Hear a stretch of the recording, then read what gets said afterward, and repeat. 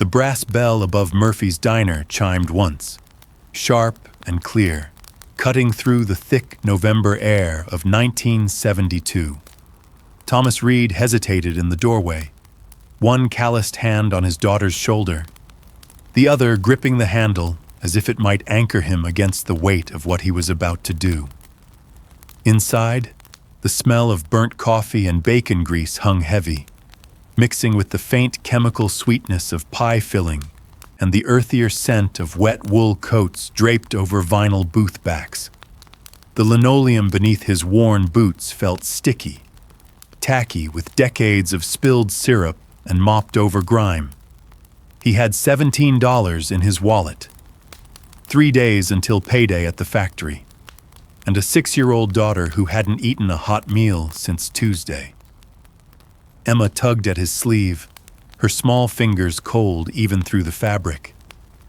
"Daddy, my tummy hurts." Thomas knelt, meeting her wide brown eyes, eyes that reminded him too much of someone he'd spent 3 years trying to forget. "I know, sweetheart. We're going to fix that right now."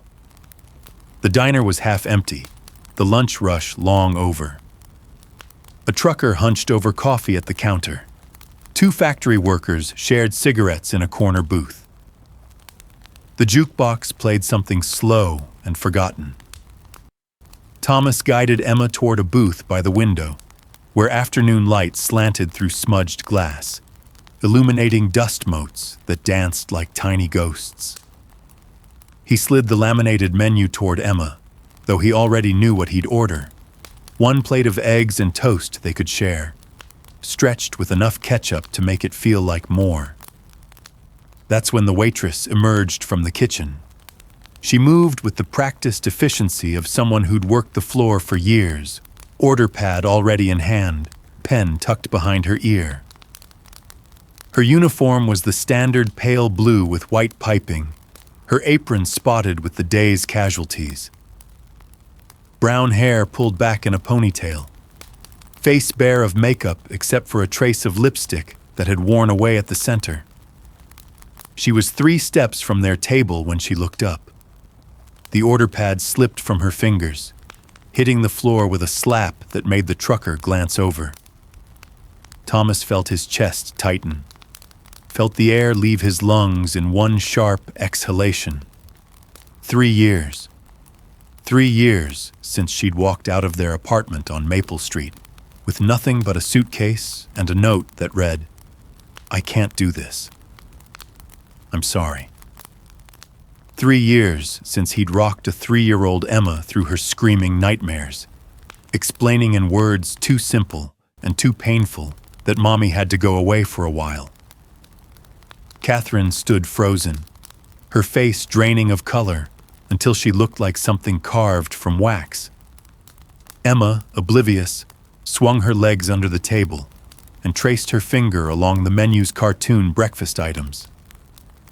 "Can I have pancakes, Daddy?" Thomas couldn't speak. His throat had closed completely, sealed by the sudden tsunami of rage and grief and something else. Something that felt dangerously close to the hope he thought he'd buried. Catherine bent slowly, mechanically, to retrieve her order pad. When she straightened, her hands were shaking so badly the paper trembled like a living thing. "What can I—" Her voice cracked. She cleared her throat, tried again. "What can I get you?" The question hung in the greasy air between them, absurd and impossible.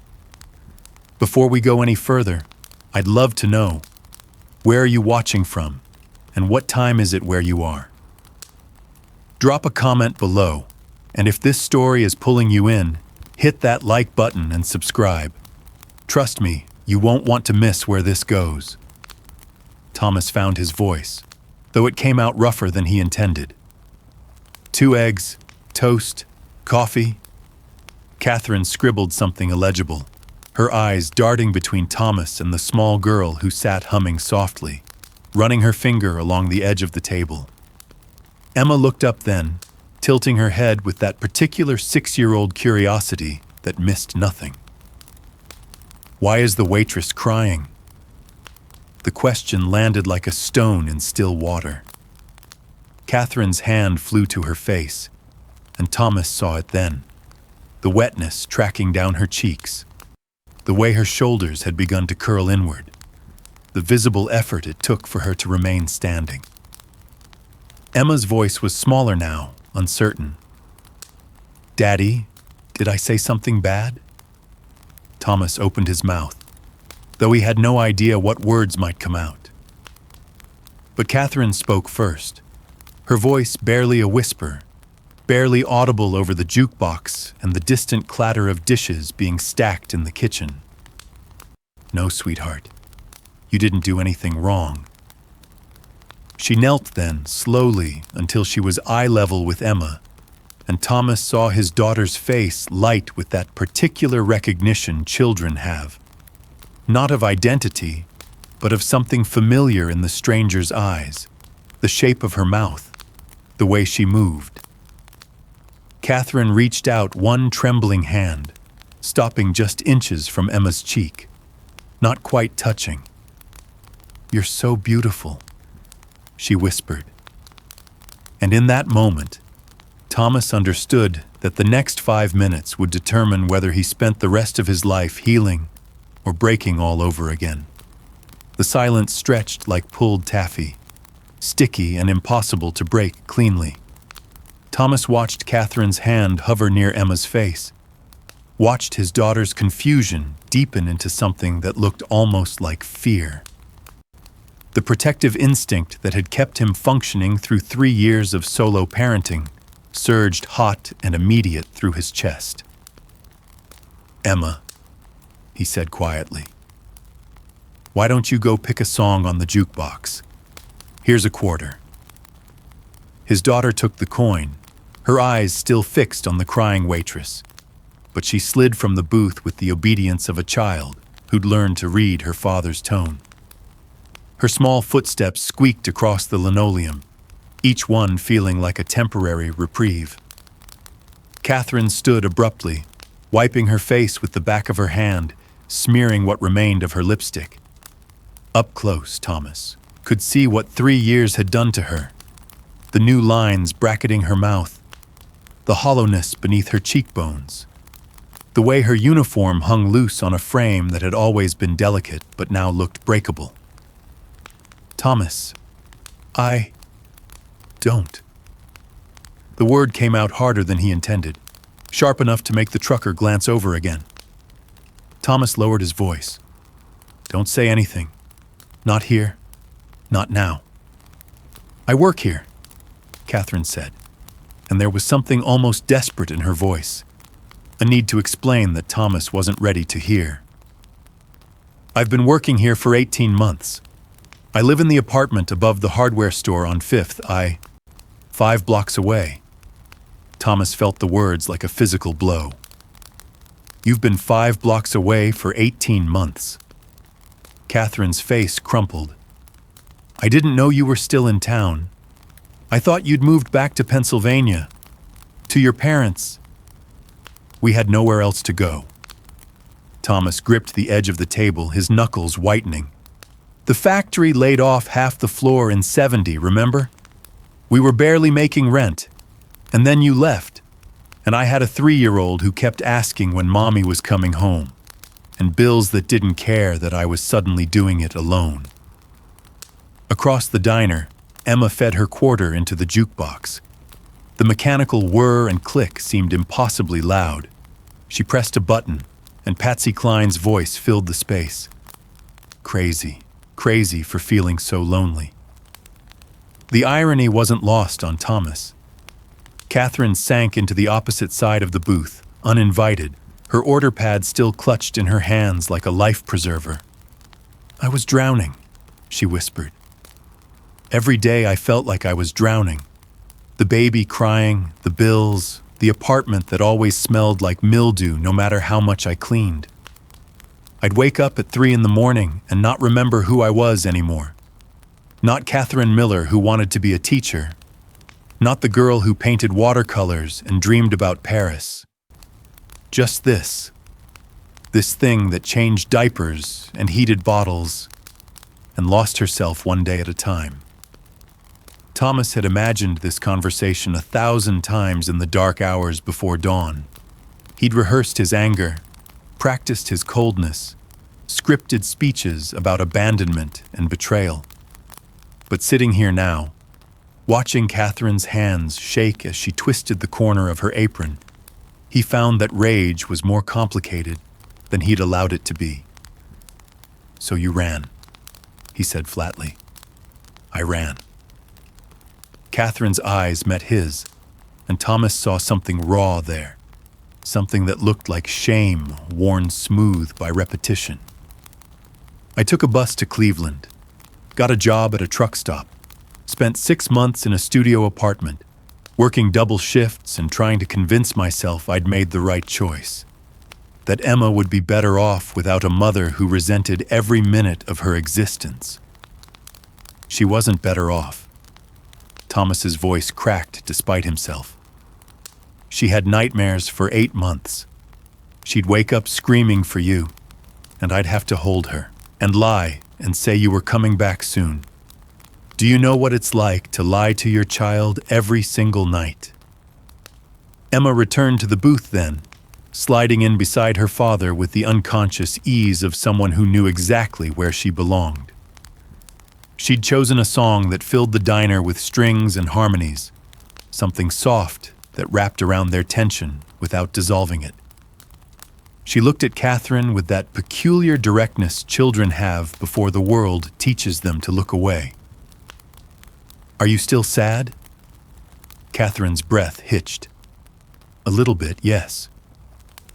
My daddy says it's okay to be sad sometimes. He says feelings are like weather. They come and they go, and you just have to wait for the sun." The wisdom, delivered in Emma's clear 6-year-old voice, landed like an indictment. Thomas felt Catherine's eyes on him, felt the question she was too afraid to ask. "What else have you taught her? What kind of father have you been in my absence?" He'd been the only father she had. That's what kind. The cook rang the bell from the kitchen. 2 sharp clangs that meant an order was up. Catherine flinched, remembering suddenly that she was still on shift, still wearing the uniform that marked her as someone with responsibilities beyond this impossible reunion. "I need to..." She gestured vaguely toward the kitchen. "Go," Thomas said. But as Catherine stood, Emma reached out and caught her hand. The gesture was so simple, so instinctive, that both adults froze. "Will you bring us extra jelly?" Emma asked. "The grape kind?" Catherine's face did something complicated, a smile trying to break through tears, hope wrestling with grief. "Of course, sweetheart. All the grape jelly you want." She hurried toward the kitchen, her steps quick and unsteady, and Thomas was left alone with his daughter and the ghost of a marriage that had imploded before either of them understood what they were building. Emma leaned against his side, warm and solid and real. "Daddy, do we know that lady?" The question was inevitable. Thomas had maybe 2 minutes to decide how much truth a 6-year-old could carry. But before he could answer, the diner's door swung open with another brass chime, and a man in an expensive overcoat stepped inside. A man whose eyes swept the room with the calculating gaze of someone looking for something specific. When his gaze landed on Catherine, emerging from the kitchen with their plates, his expression shifted into something cold and proprietary. And Thomas realized, with a sinking feeling that tasted like copper, that Catherine's story wasn't as simple as running away and finding peace. She'd run from one drowning into another. The temperature in the diner seemed to drop 10 degrees. Catherine's face went rigid the moment she saw him, her body language shifting from grief-stricken to guarded in the space of a heartbeat. The plates in her hands, Thomas's eggs and toast still steaming, rattled slightly as she set them on the table with Mechanical precision. "Your order," she said, her voice stripped of all the emotion that had colored it moments before. She didn't look at Thomas, didn't look at Emma.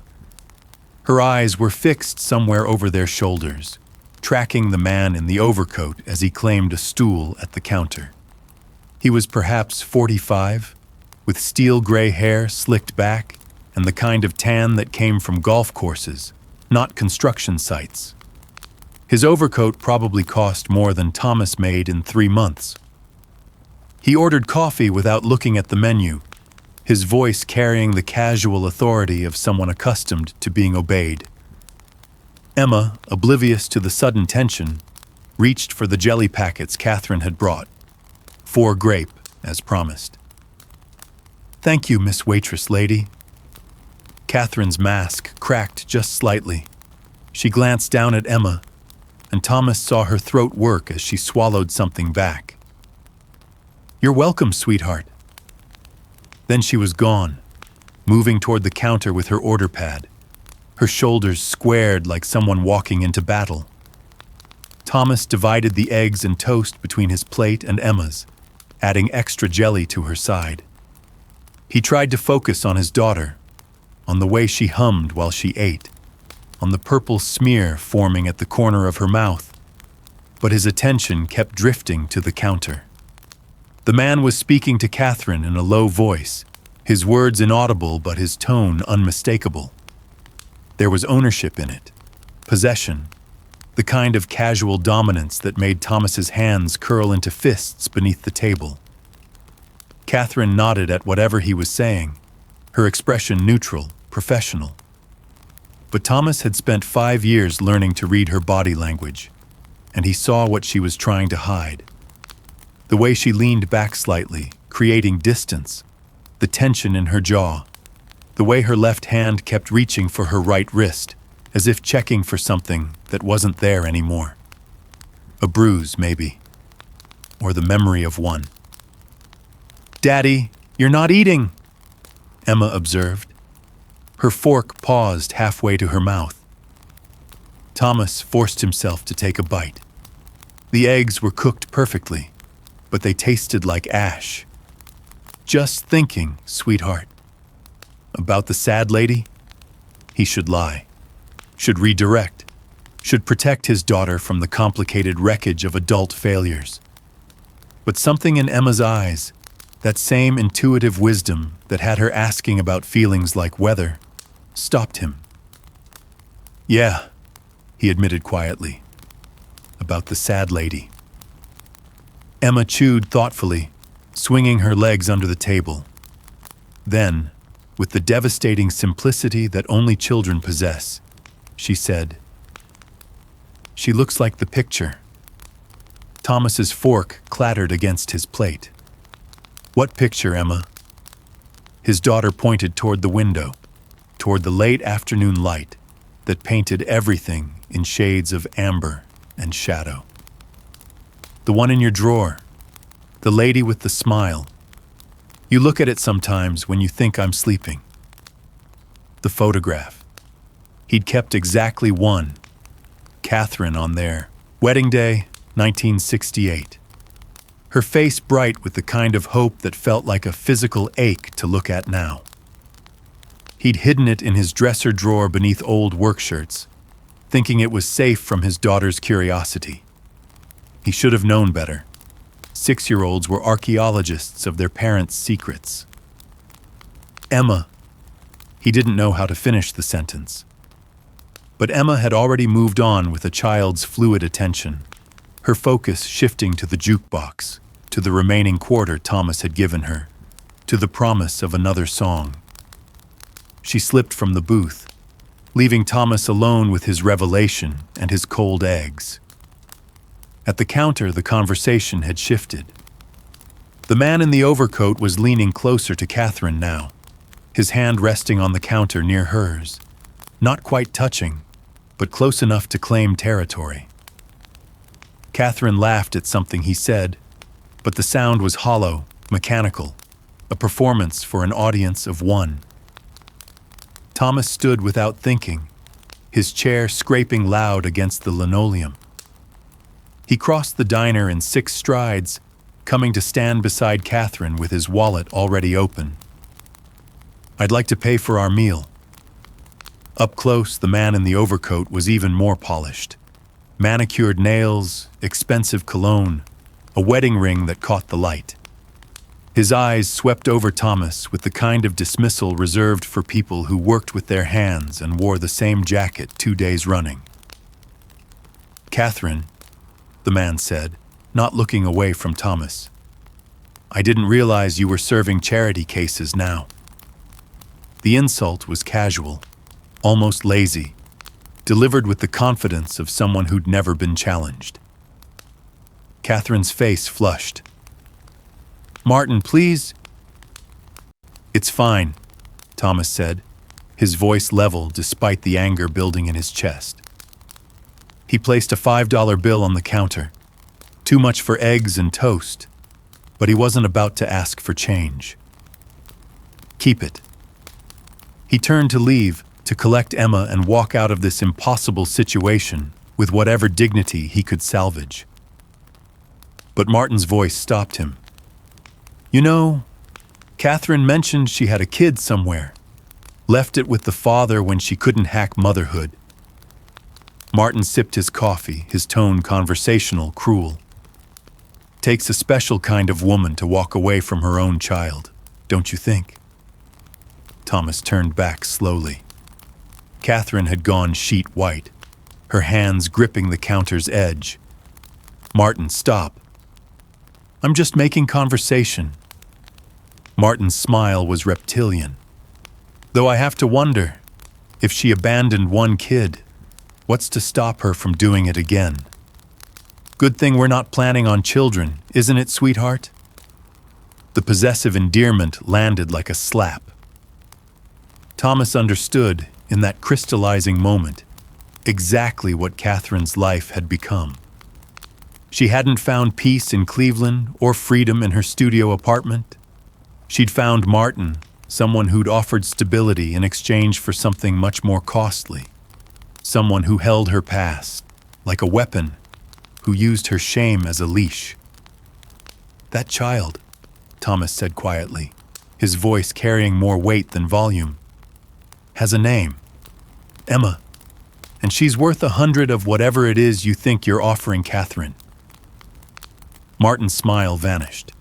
He stood, and Thomas realized the man was taller than he'd appeared, broader in the shoulders. "I think you should leave before we have a problem." "I think we already have a problem." The diner had gone silent except for Patsy Cline's voice, still crooning about heartbreak. The trucker watched from his corner. The factory workers had stopped smoking. Even the cook had emerged from the kitchen, spatula in hand, to witness whatever was about to unfold. Emma's voice cut through the tension like a bell. "Daddy?" She stood by the jukebox, her quarter still in her hand, her expression confused and frightened in the way children look when they sense adult anger they don't understand. Thomas felt the fight drain out of him. His daughter needed him to be the steady one, the safe one, the one who chose her above every other impulse. He walked back to Emma, took her hand, and guided her toward the door. But as they passed Catherine, Emma stopped. She reached into her coat pocket and pulled out something small and crumpled. A drawing she'd made at school, crayon on construction paper, showing a stick figure girl and a taller stick figure man holding hands beneath a yellow sun. She held it out to Catherine. "This is for you, because you were sad." Catherine took the drawing with trembling hands, and Thomas saw something break open in her face. Recognition, grief, love, regret, all tangled together into something that had no name. "Thank you," Catherine whispered. Emma smiled, satisfied, and took her father's hand. They walked out into the November cold, leaving Catherine standing in the diner with a child's gift and the ruins of the life she'd chosen. Behind them, Through the window, Thomas saw Martin say something sharp to Catherine, saw her flinch, and he knew with absolute certainty that this wasn't over. Not even close. The apartment on Maple Street smelled like canned soup, and the kerosene heater Thomas kept running because the landlord never fixed the radiators. Emma was asleep by 8:30, exhausted from a day that had contained more emotional weight than any 6-year-old should carry. Thomas had read her 3 stories, twice as many as usual, and held her hand until her breathing went slow and steady. Even then, he'd lingered in the doorway, watching the rise and fall of her chest beneath the patchwork quilt his mother had sewn, making sure she was truly settled. Now he sat at the kitchen table with a cup of instant coffee gone cold, staring at the $17 left in his wallet and trying to calculate how to make it stretch 3 more days. The knock came at 11:47, sharp, urgent, the kind of knock that meant trouble. Thomas moved to the door, his body automatically placing itself between the sound and Emma's bedroom. Through the peephole, he saw her, Catherine, still in her waitress uniform, her coat thrown over her shoulders, her breath forming clouds in the frozen air. He opened the door. She looked worse than she had in the diner, makeup smeared, eyes red and swollen, a fresh bruise blooming purple along her left cheekbone. She was shaking, though whether from cold or fear, Thomas couldn't tell. "I'm sorry," she said immediately. "I know I have no right to be here. I know after everything. Come inside before you freeze to death." It wasn't forgiveness, just basic human decency, the kind his mother had raised him to extend even to people who'd broken him. Catherine stepped into the apartment, and Thomas caught the scent of her. Cigarette smoke and coffee, and something chemical he recognized as the industrial cleanser the diner used on its floors. She stood in the middle of his kitchen, looking around at the peeling wallpaper and the dishes in the sink, and the small wooden train set Emma had left scattered across the floor.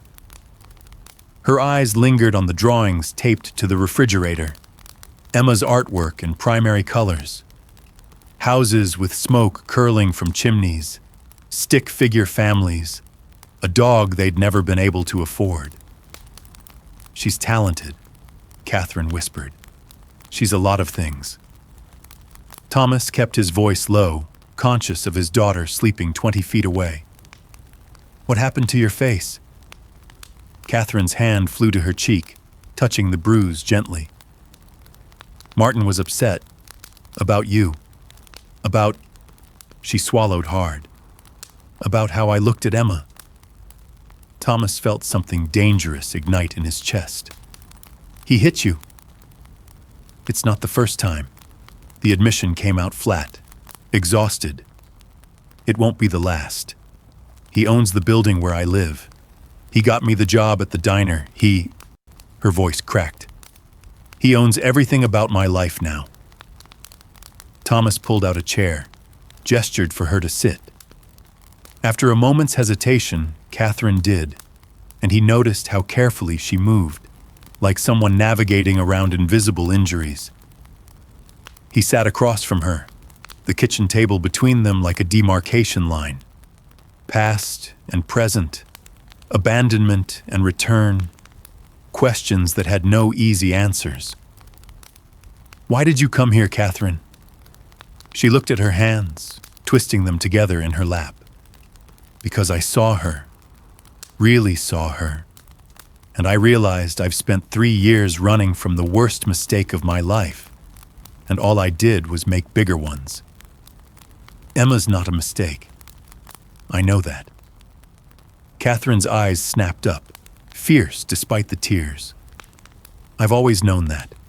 But Thomas, I was 23 years old, stuck in a marriage I didn't know how to navigate, with a baby I didn't know how to love properly. I looked at other women, The ones who made it look easy, who smiled at their children with this natural grace. And I felt like a fraud. Like I was play acting at motherhood and failing every single day. Thomas remembered those years, differently. He remembered Catherine singing to baby Emma while folding laundry. Remembered her laugh when Emma took her first steps. Remembered the way she'd looked at their daughter with wonder, at least in the beginning. But he also remembered the silences. The nights Catherine would stand at the window, staring at nothing. The mornings he'd wake to find her already up, smoking cigarettes at the kitchen table with an expression that looked like drowning. Postpartum depression, Thomas said quietly. That's what the doctor called it when I finally took Emma in for a checkup and mentioned how you'd been. He said it was real, that it could make women feel trapped, broken, like they were losing their minds one sleepless night at a time. Catherine finished his sentence. I didn't know it had a name back then. I just knew I was failing, and every day I stayed felt like I was poisoning her with my failure. The radiator clanked and hissed, filling the silence between them. So you left, Thomas said. You decided Emma was better off without you. I decided I was toxic, that she deserved better than a mother who sometimes looked at her and felt nothing but panic. Catherine wiped her eyes with the heel of her hand. I thought I'd get better, get strong, figure out who I was supposed to be, and then maybe... She laughed bitterly. Maybe come back. But days turned into weeks, and weeks turned into months. And every time I thought about calling, I'd imagine you telling me what I deserved to hear. That I was selfish, cruel, that I'd abandoned the most precious thing in my life. You did. The words hung between them, honest and brutal. Catherine nodded slowly. I know, and I've lived with that knowledge every single day. It's why I let Martin treat me the way he does. It's why I don't fight back. Because some part of me believes I deserve it. That this is my punishment for what I did to you and Emma. Thomas stood abruptly, moving to the window. Outside, Maple Street was dark except for the yellow glow of streetlights creating halos in the November mist. A car passed slowly, its headlights sweeping across the pavement. You don't deserve to be hit, Catherine. Nobody deserves that. Don't I? Her voice was small, wounded. I abandoned my child, Thomas, my 3-year-old daughter. What kind of person does that make me? The kind who was sick and didn't know how to ask for help. Thomas turned back to face her. The kind who made a terrible choice but isn't beyond redemption. Catherine looked up at him, hope and disbelief warring in her expression. After everything I've done, how can you... I'm not saying this for you, Thomas interrupted. I'm saying it for Emma, because she's going to have questions someday. Questions about why her mother left. Questions about whether she was lovable enough to make you stay. And when those questions come, I need to be able to tell her that you were human, flawed, struggling, but not a monster. The word landed like a stone. Is that what you think I am? Catherine whispered. Thomas considered lying, considered all the diplomatic, protective things he could say. But Emma's drawing was still folded in his back pocket, the one she'd given Catherine at the diner, and he thought about his daughter's instinct to offer comfort to someone who was crying. Thought about the kind of person he was raising her to be. I think you're lost, he said finally. I think you made choices that hurt people, including yourself. But I also think that coming here tonight, with that bruise on your face and nowhere else to go, that took courage. Catherine started crying then, really crying, her shoulders shaking with the force of 3 years' worth of guilt, and grief. Thomas didn't move to comfort her, didn't cross the space between them. Some wounds had to be felt before they could heal. When she finally quieted, Catherine wiped her face with her apron, leaving streaks of mascara across the pale blue fabric. "I want to see her. Emma, I want—" She stopped herself. "No, I have no right to want anything. She asked about you." Thomas's voice was careful. In the car on the way home, she asked if the sad waitress lady was someone we knew. "What did you tell her?" "I told her the truth, that you were someone very important we hadn't seen in a long time." Catherine absorbed this, her hands trembling in her lap. Does she know? Does she understand who I am? She's starting to figure it out. Thomas pulled Emma's drawing from his pocket, unfolding it on the table between them. The crayon stick figures smiled their simple smiles beneath their yellow sun. "She sees things, Catherine. Feels things. She knew you were sad before I did." Catherine touched the drawing with one finger, tracing the outline of the child figure. "She's so much like you. Steady, kind. She has your eyes. She has your chin, your way of tilting her head when she's thinking hard about something." They sat in silence. Two people who'd once promised forever and delivered 3 years and a lifetime of regret. Outside, the wind picked up, rattling the windows, carrying the promise of snow. Finally, Catherine stood. "I should go before Martin realizes where I am." "You could stay." The offer surprised them both. The couch pulls out. "It's not much, but I can't." Catherine's voice was firm despite her tears. "If Martin finds out I came here, he'll—" She stopped. It would be bad. For all of us. Thomas walked her to the door, watching as she wrapped her thin coat tighter against the cold. "Catherine," he said as she stepped into the hallway, "that bruise on your face, it's going to get worse before it gets better. But you need to know, you don't have to go back to him.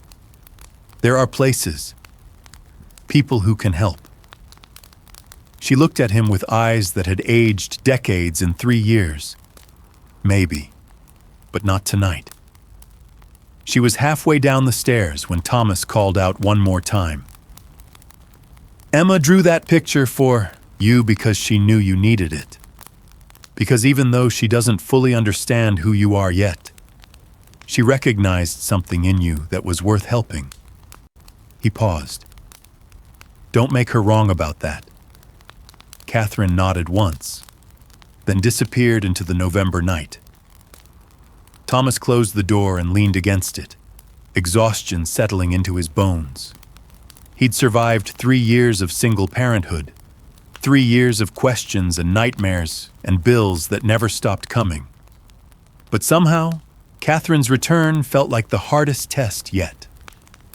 In her bedroom, Emma stirred, calling out in her sleep, "Daddy?" "I'm here, sweetheart," Thomas said, moving toward her door. "I'm right here. Always." Morning came cold and merciless, frost painting delicate ferns across the apartment windows.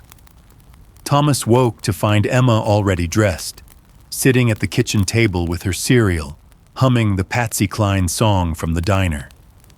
She'd chosen her favorite dress, the yellow one with daisies that his mother had sent for her birthday, and had attempted to braid her own hair with mixed results.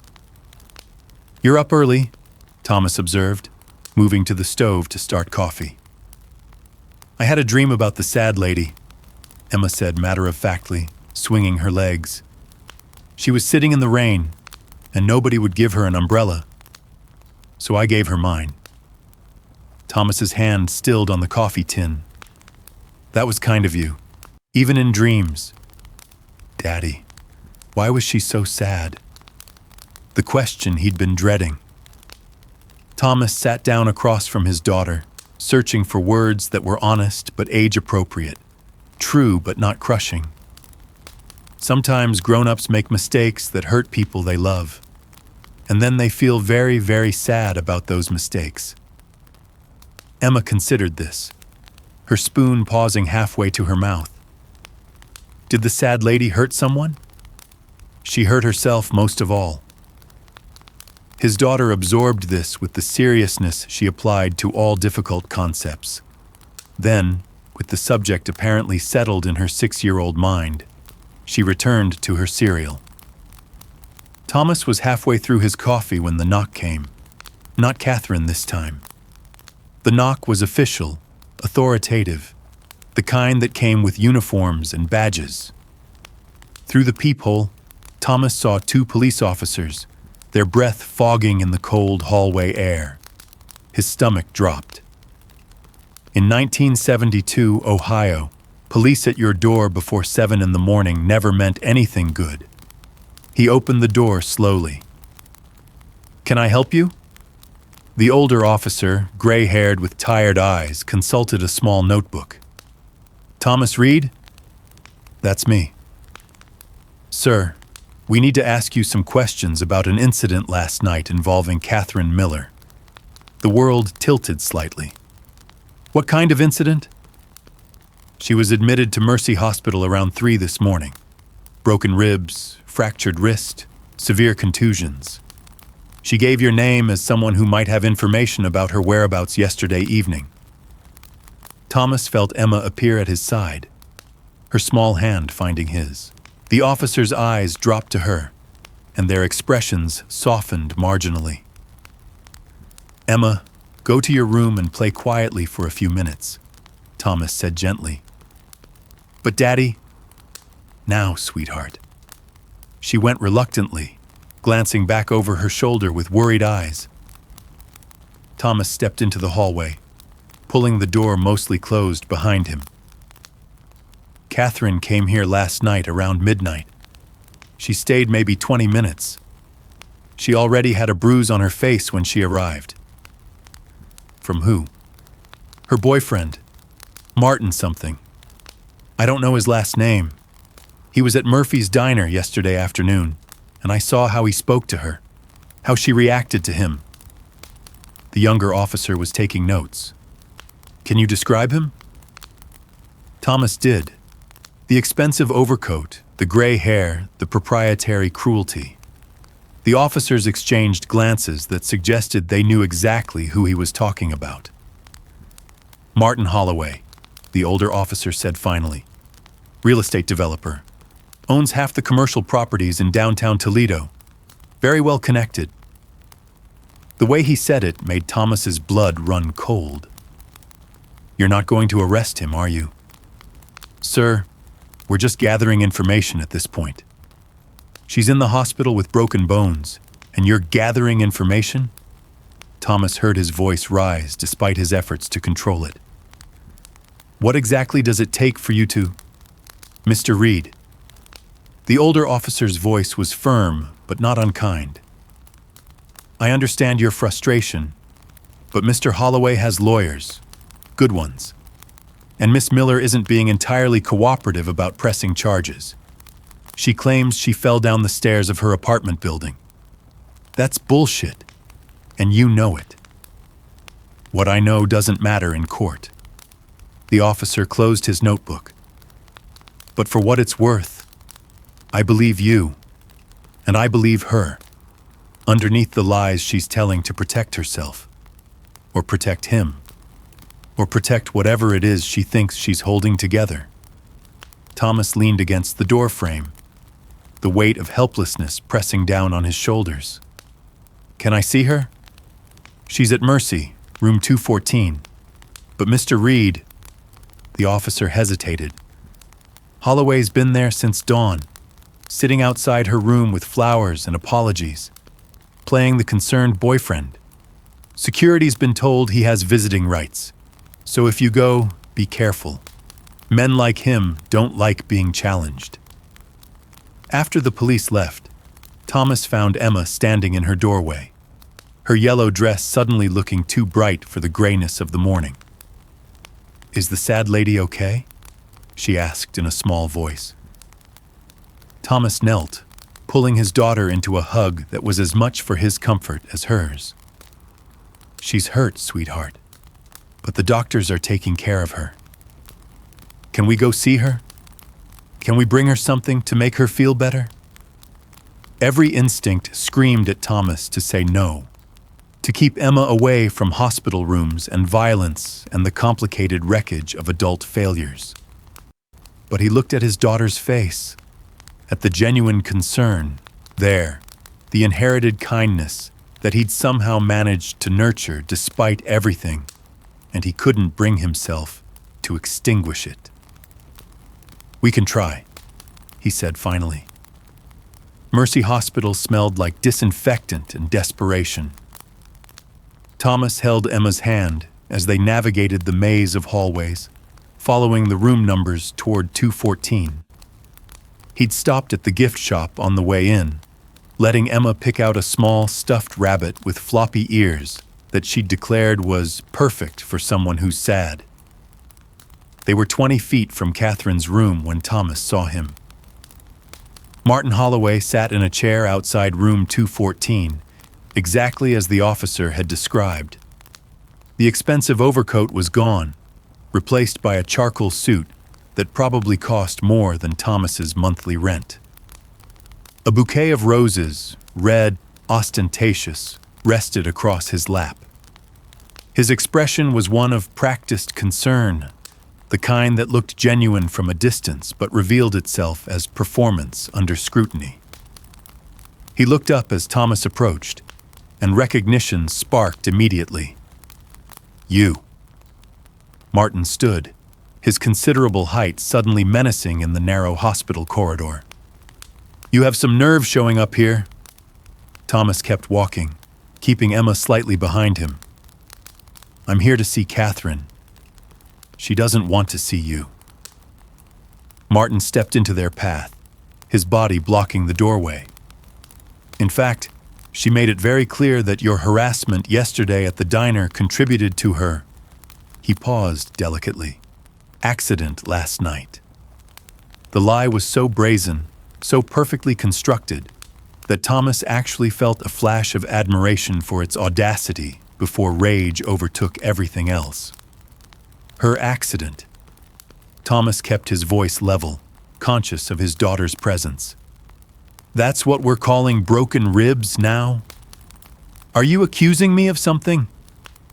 Martin's voice dropped to a dangerous whisper. "Because I have witnesses who'll testify that Catherine was distraught after your confrontation yesterday, that she drank too much when she got home, that her injuries are consistent with a fall down a flight of stairs. Witnesses you paid for." Martin smiled then, cold and confident. "Witnesses the police will believe over a factory worker with a grudge and a connection to the victim's abandoned child." The words hit Thomas like a physical blow, not for their cruelty, but for their strategic precision. Martin had already built his narrative, already constructed the legal framework that would protect him. Catherine's past, her abandonment of Emma, Thomas's own confrontation at the diner. It would all be weaponized to paint her as unstable and Thomas as a jealous ex-husband creating problems. Emma tugged at Thomas's hand. "Daddy, I don't like this man." Martin's attention shifted to Emma for the first time, really seeing her. His expression flickered. Surprise, calculation, something that might have been recognition of the game-changing variable she represented. "This is her," he said slowly. "The daughter Catherine left behind. Her name is Emma," Thomas said quietly. "And we're leaving." But before he could turn away, the door to room 214 opened. Catherine stood there in a hospital gown, her left arm in a cast, her face a canvas of purple and yellow bruises. An IV line trailed from her right hand, and she moved with the careful stillness of someone whose ribs screamed with every breath. But her eyes were clear, focused, and when she looked at Martin, there was something new there, something that looked dangerously like resolve. "Get away from my daughter," she said. The words dropped into the hospital corridor like stones into still water. Martin's face went through a rapid sequence of emotions: shock, anger, calculation. "Catherine, sweetheart, you're confused. The medication—" "I'm not confused." Catherine's voice was steady despite the obvious pain. "I'm done. With the lies. With you. With pretending that what you do to me is somehow my fault." "You need to get back in bed," Martin said, his tone shifting to something paternal, condescending. "You've been through a trauma. You're not thinking clearly." "I'm thinking more clearly than I have in 18 months. Catherine looked past him to Thomas and Emma. "I'm sorry it took me this long. I'm sorry I let him convince me I deserved—" Her voice cracked. "Emma, sweetheart, can you give that to me?" Emma looked up at Thomas for permission. He nodded, and she stepped forward, offering the stuffed rabbit with both hands. Catherine took it, tears streaming down her bruised face. "Thank you, baby. It's perfect."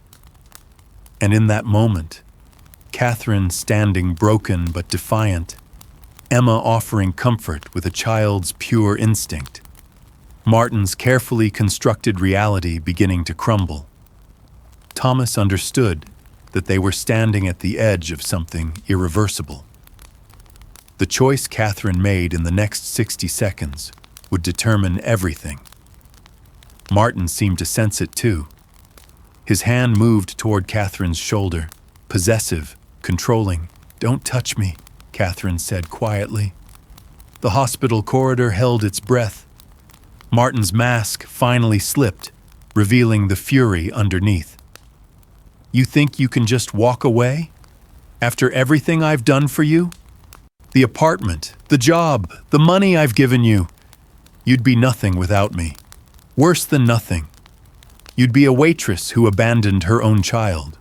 A woman with no future and no prospects and nowhere to go." "She can go home," Thomas heard himself say.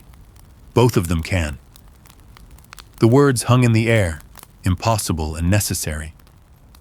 Catherine's eyes met his across the space between them. Hope and fear and something that looked like the beginning of forgiveness all tangled together. Martin laughed, sharp and dismissive. "Home? To your sad little apartment and your factory job? You think you can support two people on what you make? You think Catherine wants to go back to that life?"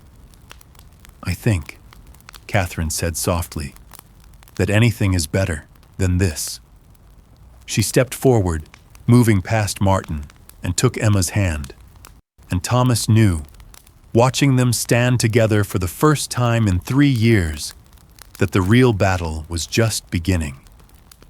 Martin Holloway didn't make empty threats, and he didn't lose gracefully. Thomas learned this over the next 72 hours as his world systematically began to collapse. First came the eviction notice, delivered by a courier on Thursday morning, citing lease violations Thomas had never committed. His landlord, a nervous man named Sal who'd always accepted late rent without complaint, wouldn't meet his eyes when Thomas tried to call him. "I'm sorry, Tommy," Sal said over the phone, his voice tight. "I got bills too, and when someone offers to buy the building outright, cash, on the condition that certain tenants are removed—" He didn't finish the sentence. Thomas had 30 days. Then the factory called. The foreman, a decent man named Bill who'd supervised Thomas for 6 years, delivered the news in person, his face creased with shame. "Layoffs," Bill said, though they both knew it was a lie. "Corporate's cutting the floor by 15%. Last hired, first fired." "I've been here 6 years, Bill." "I know, Tommy. I know." Bill couldn't look at him. "But the order came from higher up, way higher, and there's nothing I can do." Thomas had 2 weeks severance pay and the knowledge that Martin Holloway's reach extended farther than he'd imagined. Catherine, discharged from the hospital with instructions to rest and follow up in 2 weeks, had moved into Thomas's apartment with nothing but the clothes she'd been wearing and the stuffed rabbit Emma had given her. She slept on the couch that pulled out into a bed and spent her days helping with Emma while Thomas searched desperately for work that seemed to have evaporated overnight. "He's blacklisting you," Catherine said on Saturday morning, watching Thomas return from his 4th rejected job application of the week. "Martin has connections everywhere: real estate, manufacturing, banking. He's making sure nobody in Toledo will hire you." Then we leave Toledo. Thomas hung his jacket on the hook by the door, trying to keep the desperation from his voice. Emma was at a neighbor's apartment, giving them an hour to talk without small ears listening. "We go to Cleveland, Pittsburgh, somewhere his influence doesn't reach." "And how do we get there?" Catherine's voice was gentle but realistic. "You have maybe $200 saved. I have nothing. We need money for deposits, first month's rent, gas to get wherever we're going. And Emma," her voice caught, "Emma needs stability, not parents running from state to state trying to outrun a vindictive man with unlimited resources." Thomas sank into the kitchen chair, the weight of impossibility pressing down on his shoulders. "So what do we do? Roll over and let him destroy us?" "We fight!" Catherine's voice was steady, stronger than it had been since she'd walked back into their lives. "But we fight smart." She pulled a small notebook from her pocket, the order pad from the diner, its pages filled with careful handwriting.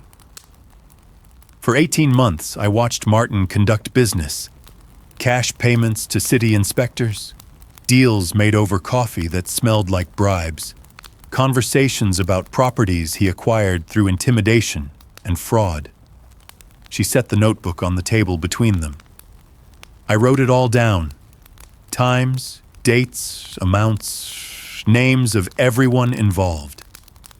Thomas stared at the notebook as if it were a live grenade.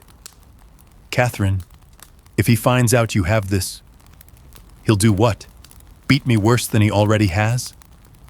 There was iron in her voice now, forged through pain into something unbreakable. "I'm done being afraid, Thomas. I'm done letting him control me through fear. And I'm done letting Emma grow up watching her mother be a victim." The door opened then, and Emma burst in with the energy of a child who'd been cooped up too long. She flung herself at Catherine, who caught her carefully, mindful of her healing ribs. "Mrs. Henderson taught me how to make friendship bracelets," Emma announced, holding up her wrist to display a crooked braid of colored yarn. "Can I make one for you?" "I'd love that, sweetheart." Catherine's voice transformed, all the hardness melting into maternal warmth that Thomas remembered from before. Before the depression, before the drowning, before everything broke. He watched them together, mother and daughter, making up for 3 years of lost time in small moments like this. Emma chattered about her day while Catherine listened with the kind of attention that children recognize as genuine. And Thomas felt something shift in his chest. Not forgiveness exactly, but the beginning of understanding that healing was possible, even for wounds that seemed fatal. That night, after Emma was asleep, Catherine and Thomas sat at the kitchen table with the notebook open between them. "We take this to the police," Thomas said. "Let them handle it." "The same police who took Martin's side when I was in the hospital?" Catherine shook her head. "He owns too many people, Thomas. We need leverage that can't be ignored or buried. We need—" She paused, her expression shifting. "We need the newspapers." The idea was audacious and terrifying. The Toledo Blade had been running investigations into city corruption for months, digging into connections between real estate development and City Hall. A reporter named Sarah Chen, No relation to the FBI agent who'd investigated Emma's case in the previous story. Had made a name for herself exposing exactly the kind of powerful men who thought themselves untouchable. "We call her," Catherine said with growing certainty. "We give her everything, and we pray that the truth, in print, is stronger than Martin's money and connections." Thomas looked at the woman sitting across from him, the woman who'd abandoned him and broken him and was now risking everything to protect the family she'd once fled. He saw her bruised face, her casted arm, the way she still flinched at sudden noises. He saw her courage, earned through suffering, refined through regret. "Okay," he said finally. "We do this together." They called the newspaper on Monday morning. Sarah Chen arrived at the apartment 2 hours later, a compact woman in her 30s with sharp eyes and a tape recorder that she set on the table with the reverence of someone who understood its power. "Tell me everything," she said. Catherine did. The bribes, the intimidation, the properties acquired through threats and violence, the network of city officials and inspectors who looked the other way, the pattern of abuse that Martin wielded like a business tool, targeting women who had nowhere else to go and no resources to fight back. "How many others?" Sarah asked quietly.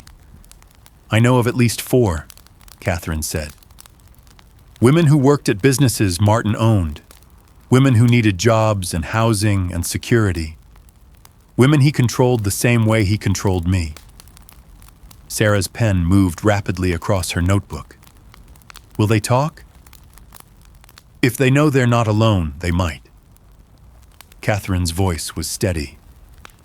"If they see that someone is willing to stand up first, they might find the courage to follow."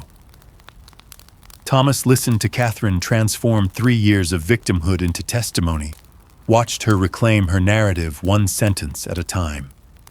And he understood that this act of speaking truth to power was Catherine's way of becoming the mother Emma deserved. The article ran on Wednesday, front page, above the fold, with a headline that read, "Real estate developer's empire built on intimidation and fraud." Sarah Chen had done her work thoroughly, corroborating Catherine's testimony with city records, interviewing the other women Martin had targeted, building a case that was airtight and damning. By noon, Martin Holloway was under investigation by the State Attorney General's office. By evening, 3 other women had come forward with similar stories. By the end of the week, Martin was arrested on charges ranging from bribery to assault to racketeering. Thomas came home from another fruitless job search to find Catherine standing by the window, the newspaper in her hands, tears streaming down her face. "It's over," she whispered. "He can't hurt us anymore." Thomas crossed the room and pulled her into his arms. The first time he'd held her in 3 years. She buried her face in his shoulder and sobbed, releasing 3 years of fear and pain and survival. Emma appeared in her doorway, rubbing sleep from her eyes. "Why is Mommy crying?" The word stopped them both. Catherine pulled back, looking at Emma with wonder and hope and terror. "Did you just—" "You're my mommy," Emma said with the simple certainty of truth recognized. "I remembered, from when I was little, your voice when you sang to me. The way you smell like coffee and flowers, I remembered." Catherine sank to her knees, opening her arms, and Emma ran into them. Thomas watched his family, broken, healing, impossible, and felt something loosen in his chest. Not forgiveness, not yet, but the space where forgiveness might grow, given time and care, and the daily choice to build rather than destroy. Outside, the first snow of the season began to fall, covering Maple Street in white, making everything look clean and new and full of possibility. Inside, in the warm light of the apartment, 3 people who'd been scattered began the slow work of becoming whole. Spring came to Toledo with the smell of rain and earth turning over. Thomas stood in the small backyard of the house on Birch Street, a modest 2-bedroom with peeling paint and a sagging porch, but it was theirs. The down payment had come from an unexpected source. Sarah Chen's article had sparked a wrongful termination lawsuit against the factory, settled quietly out of court for enough money to give them a fresh start. He was planting tomatoes, his hands deep in soil that was finally his own, when Emma burst through the back door with the kind of urgency that made his heart jump. "Daddy! Daddy, come quick!" He was on his feet immediately, wiping dirt on his jeans. "What's wrong?" "Nothing's wrong. It's wonderful." Emma grabbed his hand, pulling him toward the house. "Mommy has news." 6 months had passed since Martin's arrest. 6 months of Catherine slowly, carefully rebuilding trust with Emma. 6 months of family dinners and bedtime stories and small rituals that knitted them together. 6 months of Thomas and Catherine learning to be partners again. Not the starry-eyed couple they'd been at 22, but something steadier, forged through loss and tested by fire.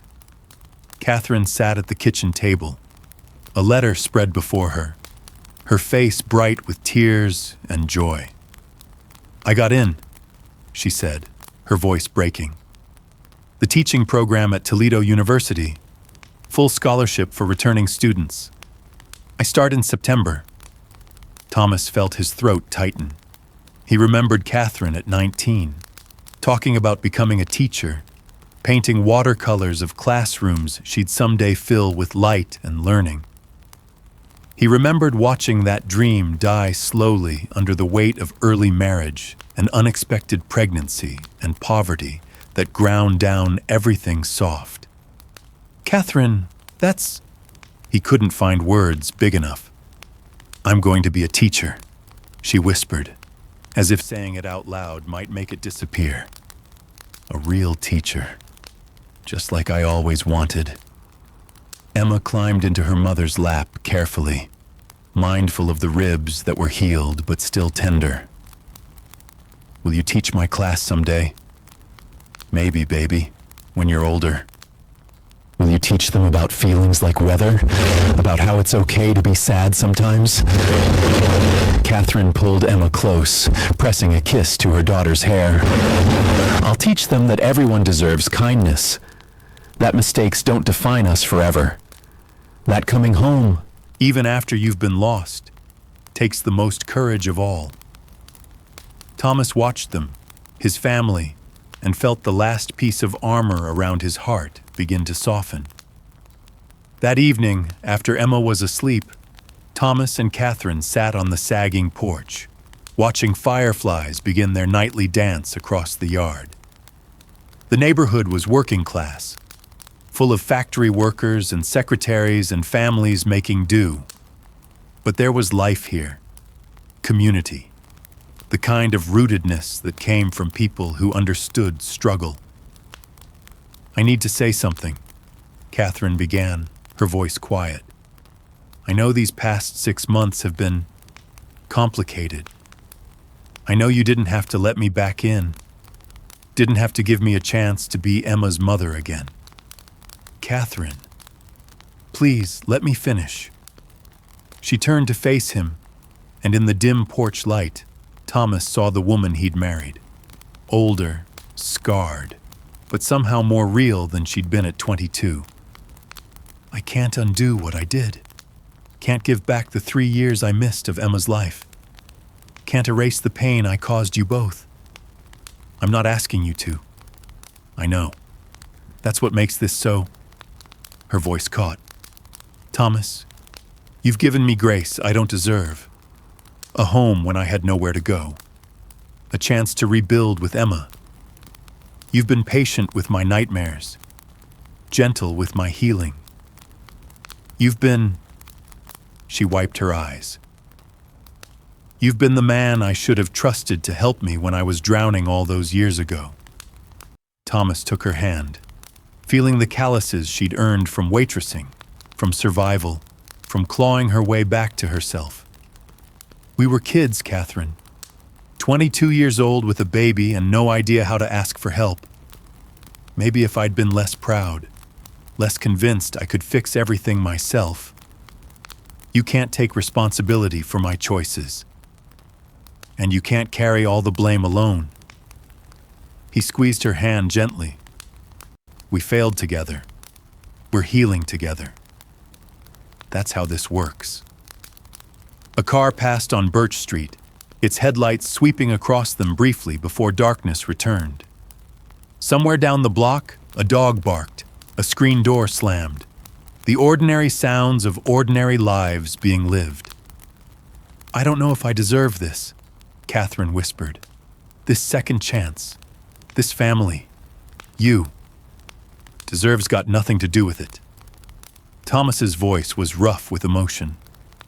Life doesn't hand out what we deserve. It hands out what we're willing to fight for. And you fought, Catherine.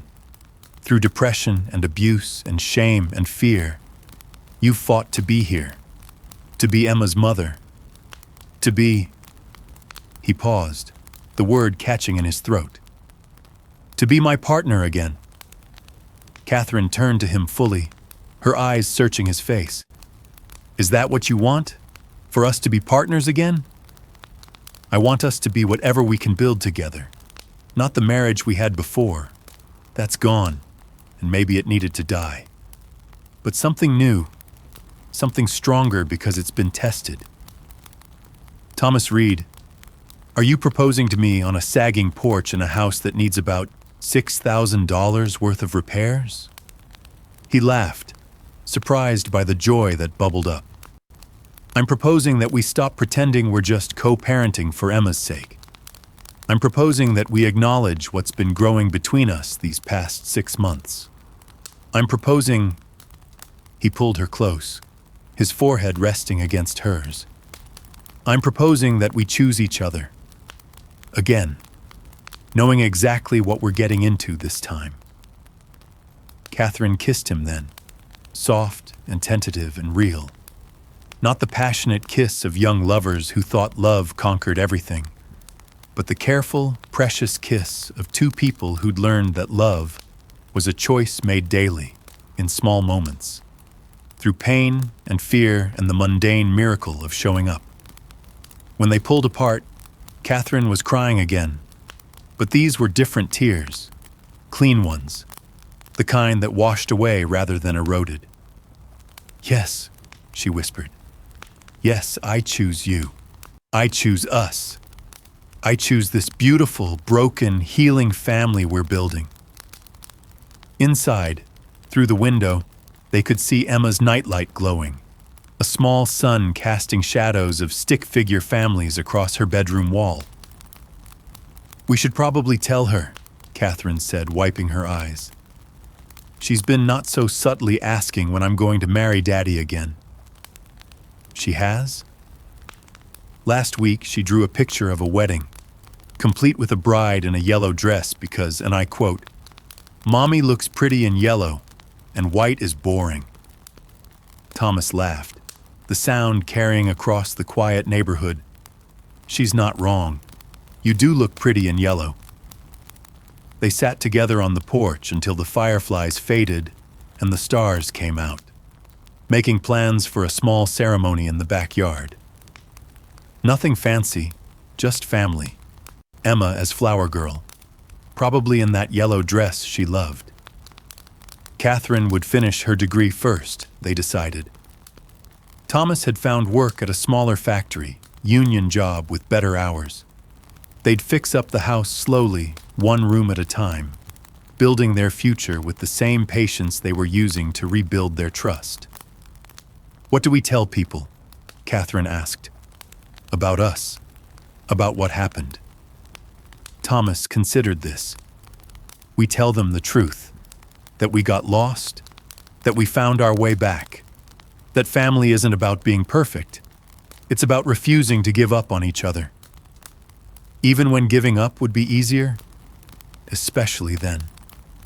The night grew late, the neighborhood settling into sleep.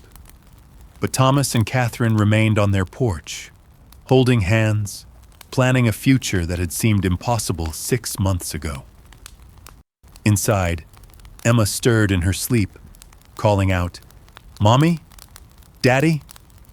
And for the first time in 3 years, both parents rose together to answer. The wedding took place on a Saturday in late June, when the backyard garden Thomas had planted bloomed wild with tomatoes and sunflowers. Emma wore her yellow dress, as predicted, with a crown of daisies Catherine had woven that morning. She took her role as flower girl with profound seriousness, scattering petals along the grass aisle with the concentration of a surgeon. Thomas's brother had driven in from Pennsylvania with their aging mother, who cried through the entire ceremony, happy tears, she insisted, for second chances and prodigal daughters returning home. Sarah Chen attended, bringing her husband and a gift, a framed copy of the article that had brought Martin Holloway's empire crashing down. "For when you need to remember," she'd written in the card, "that speaking truth to power changes lives." The ceremony itself was simple. No elaborate vows or grand gestures, just two people promising to choose each other daily, to forgive constantly, to build slowly. Catherine wore yellow, as Emma had insisted, a sundress from the second-hand store that caught the afternoon light and made her look like she was glowing from within. When the makeshift minister, a kind neighbor who'd been ordained online, pronounced them married, Emma cheered so loudly that the whole neighborhood could hear. The reception was potluck, neighbors bringing casseroles and pies, cheap wine poured into mismatched glasses. Someone brought a radio, and they danced in the grass as the sun set. Thomas with Catherine, Emma spinning between them, their small family orbiting each other like planets finally finding their correct rotation. As twilight deepened, Thomas found Catherine standing at the garden's edge, watching Emma chase fireflies with the neighbor children. "Penny for your thoughts," he said, slipping an arm around her waist. "I was just thinking about that night at the diner." Catherine leaned into him. "How terrified I was when I saw you. How certain I was that I'd destroyed any chance at redemption. And now? Now I understand that redemption isn't a destination. It's a practice." She turned in his arms, her face serious. "Every morning, I wake up and choose to be worthy of this. Of you. Of Emma. Of the second chance I never thought I deserved. You don't have to earn it anymore, Catherine. You're already home." The word landed between them. Home. Not a place, but a condition. The state of being known completely and loved anyway. The safety of being seen at your worst and chosen at your best. Emma ran over, breathless and grass-stained, a firefly cupped carefully in her hands. Look, I caught one." "Make a wish," Catherine said softly, "and let it go." Emma closed her eyes, her face scrunched with concentration. Then she opened her hands, and the firefly lifted into the darkening sky, its light pulsing like a tiny heartbeat as it disappeared into the night. "What did you wish for?" Thomas asked. "Can't tell, or it won't come true." Emma grinned. "But I think it already did." She ran back to the other children, leaving her parents standing in the garden they'd grown together, from seeds planted in soil that had seemed too hard, in a season that had felt too late. The years that followed weren't perfect, because perfect doesn't exist outside of fairy tales. There were hard days when Catherine's depression returned, and Thomas had to hold her through the darkness, reminding her that feelings were like weather. They came and went, and you just had to wait for the sun. There were moments when old wounds reopened, when trust had to be rebuilt brick by brick, when the easy thing would have been to walk away. But they didn't walk away. Catherine finished her degree, graduated top of her class, and took a position teaching second grade at Emma's elementary school. She became known as the teacher who understood struggling students, who saw past behavior to the pain underneath, who never gave up on a child no matter how lost they seemed. Thomas's factory job became a supervisor position, then a manager role. He learned that providing for his family wasn't just about money. It was about presence, about showing up, about the small daily acts that said, "I choose you," louder than any grand gesture. Emma grew into a remarkable young woman, kind like her father, resilient like her mother, with an intuitive understanding of human pain that made her want to become a counselor. She never forgot those 3 years without her mother, but she also never let those years define her story. "The sad lady at the diner," she'd say years later, when people asked about her childhood, "taught me that people are more than their worst mistakes. That coming home takes more courage than leaving. That family is something you build, not something you're just born into." On Emma's 18th birthday, Catherine gave her daughter a gift, a small notebook, worn with age, its pages filled with careful handwriting. "What is this?" Emma asked, turning the pages carefully. 18 months of my life," Catherine said quietly. "The time I spent writing down Martin Holloway's crimes, building the courage to speak up, learning that silence protects abusers and destroys victims." She took Emma's hands. "I want you to have it, not to carry my pain, but to remember that standing up for yourself and for others is always worth the cost." Emma hugged her mother, this woman who'd left and returned, who'd been broken and healing, who'd taught her through example that redemption was possible for anyone willing to do the work. Thomas watched from the doorway, his heart full of gratitude for the impossible journey that had brought them here. Murphy's Diner closed in 1987, replaced by a chain restaurant that had no memory of the November day when a single father and his daughter walked through its doors and changed 3 lives forever.